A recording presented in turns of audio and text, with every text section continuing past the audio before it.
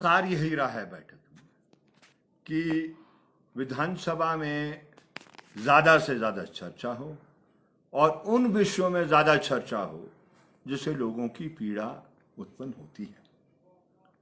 जहाँ तक मेरा प्रश्न रहा है, कल से जब सत्र शुरू होगा, मेरा प्रयत्न और कोशिश रहेगी जो ज्वलंत मुद्दे पिछले सत्र और इस सत्र के बीच में रहे हैं उनको मैं उठाना चाहूँगा। और आप जानते हैं कि पिछले समय से जब से ये सरकार बनी है, अब ये तकरीबन 4 साल नवंबर में हो जाएंगे, दिसंबर में हो जाएंगे। तो ये वाला जो समय है, मैं समझता हूँ जो ये बजट सेशन जो इस वित्तीय वर्ष का जब समाप्त हुआ था और ये जो मॉनसून सेशन हो रहा है, इस दौरान सबसे अधिक पीड़ा जनता की पैदा हुई थी। मैं सरकार के लिए भी फेयर हूं, निष्पक्ष तरीके से बात को रख रहा हूं। मैं हरगिज ये नहीं कहना चाहता हूं कि सारी पीड़ा का उत्पन्न सरकार रही है, लेकिन इस बात को नजरअंदाज नहीं किया जा सकता है कि पीड़ा का मुख्य कारण हिमाचल प्रदेश की सरकार है। इतनी मृत्यु आज से पहले कभी हिमाचल प्रदेश में नहीं हुई। कोरोना के सेकंड वेव के दौरान होती रही। सरकार जो मर्जी तर्क दे दे, लेकिन उसको कबूलना है वो कोरोना को आत्मसात नहीं कर सका। वो कोरोना को साइंटिफिक तरीके से कैसे इसके खिलाफ लड़ा जा सकता है, उसकी तैयारियां नहीं की। तीसरे वेव में क्या हो जाएगा मैं कह नहीं सकता, लेकिन मैं समझता हूं तीसरे वेव में भी अगर समय रहते हुए सरकार वैज्ञानिक दृष्टिकोण में आगे नहीं बढ़ेगी, इतना ही नुकसान होने वाला है। लोग कोरोना के चलते हुए सेकेंड वेव में ऑक्सीजन की कमी से तड़पते तड़पते मरे। लोग एम्बुलेंस उपलब्ध ना होने के कारण मरे हैं। लोग जो हॉस्पिटल में समय में नहीं पहुंच सके उसे मरे हैं। होम आइसोलेशन में मृत्यु हुई है। क्या सरकार की कोई जिम्मेवारी नहीं बनती थी? निश्चित रूप से बनती थी। जीने का अधिकार संवैधानिक अधिकार है और किसी भी चुनी हुई सरकार को इस बात को समझ लेना चाहिए। आप जानते हैं पिछले दिनों में सूखा चला। सूखा के तुरंत बाद जिस तरीके से हिमाचल प्रदेश में वर्षा और बाढ़ से नुकसान हुआ है, यह भी एक किस्म से अनप्रेसिडेंटेड रहा है। अनप्रेसिडेंटेड। क्या सरकार को हस्तक्षेप नहीं करना चाहिए था? मेरे इलाके में और हिमाचल प्रदेश के बहुत से इलाकों में जो सड़कें ब्लॉक में बनाई है, जो विधायक निधि से बनी है, डीसीपी से बनी है और दूसरे पैसा जो आता है सरकार का उस तंत्र से जो बनी है, आज सारी की सारी बंद पड़ी है। सिर्फ लाहौल स्पीति में नुकसान नहीं हुआ है, बहुत बड़ी पीड़ा है लाहौल के लोग में जो ट्राइबल एरिया में रहते हैं। ये आपका जो शलाई का इलाका है, सनमौर का इलाका है, ये किलोमीटर की सड़कें टूट गई है। बहुत से लोग जिसकी संख्या ये अब सैकड़ों में चले जाएगी कुछ दिन बाद, वो मर गए हैं ये जो बाढ़ आए हैं। लेकिन सरकार की जिम्मेवारी बनती थी इन सड़कों को खोलनी, नहीं खोली। आप पीडब्ल्यू के पास जाए, हाथ खड़े किए। आप ब्लॉक में जाएं, हाथ खड़े किए हैं। आप डीसी के पास जाएं, हाथ खड़े किए हैं। क्या ये किसी की जिम्मेवारी नहीं है?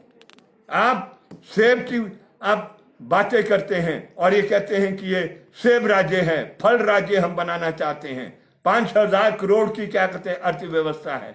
कहां डालनी हो 5,000 करोड़ की अर्थव्यवस्था? अगर जो जहां से वो सेब मंडी को जाना है वो सड़क अवरुद्ध हो गई है, टूट गई है, तो ये सरकार चुप्पी नहीं साध सकती है। इस सदन के अंदर सरकार को बोलना होगा।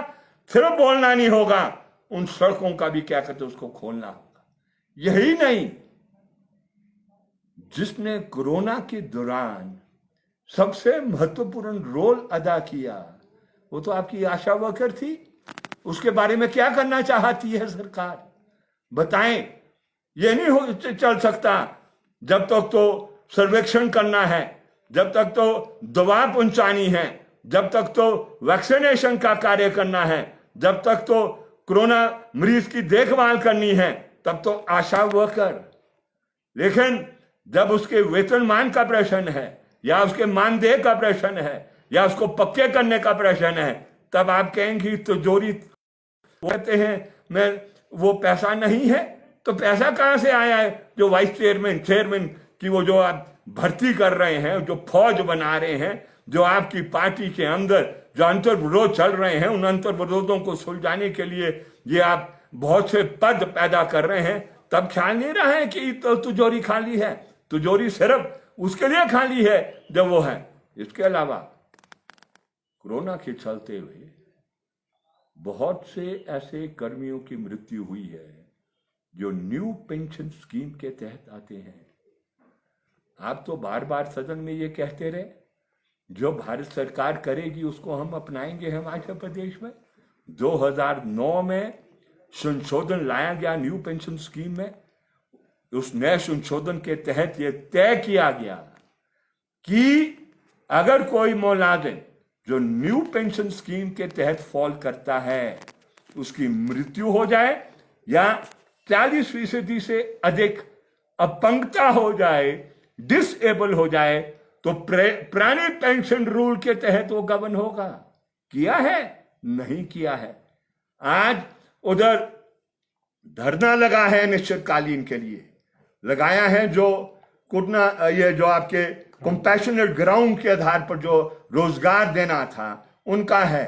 आप उनको रोजगार नहीं दे पा रहे हैं, आप पेंशन नहीं दे पा रहे हैं। अभी डेलीगेशन आया है HRTC के कर्मियों का, वो बताना चाहते हैं कि लंबे समय से पेंशन नहीं दे पा रही है और आप पूरा HRTC को तो बिल्कुल गोल करके बंद करना चाहते हैं, प्राइवेट को क्या कहते हैं बढ़ावा दे रहे हैं। तो ये सारे जो प्रश्न है, ये प्रश्न मैं कोशिश करूंगा कि इस विधानसभा के सत्र में इनको उठाया जाए, सरकार का ध्यान आकर्षित किया जाए और कोशिश की जाए कि सरकार की दिशा बदली जाए। सरकारें काम पैसे वालों के लिए करती है, बड़ी कंपनियों के लिए करती है। वो A किस्म की सरकार हो या B किस्म की सरकार हो, देश का राज करने वाला वर्ग निर्धारित करता है कि सरकारों की दिशा किधर जाए। और आज राज करने वाला वर्ग पूंजी का बड़ा मालिक है, भूमि का बड़ा मालिक है। मेरा दायित्व, मेरी जिम्मेवारी है, वो जो गरीब है, जिसकी पीड़ा बढ़ रही है, छात्र है, नौजवान है, दलित है, किसान है, मजदूर है, उसके विषय उठे और उठे इसलिए जिससे कि सरकार अपनी तिजोरी में से, अपनी नीति में से उसको भी कुछ देने के लिए तैयार हो। ऐसा मैं सोचता हूं। इस दिशा में ये सत्र चले तो वो मैं समझता हूं मेरे लिए एक बहुत सेटिस्फैक्टरी क्वेश्चन और बात रहने वाली है। ठीक है, थैंक यू। Thank you.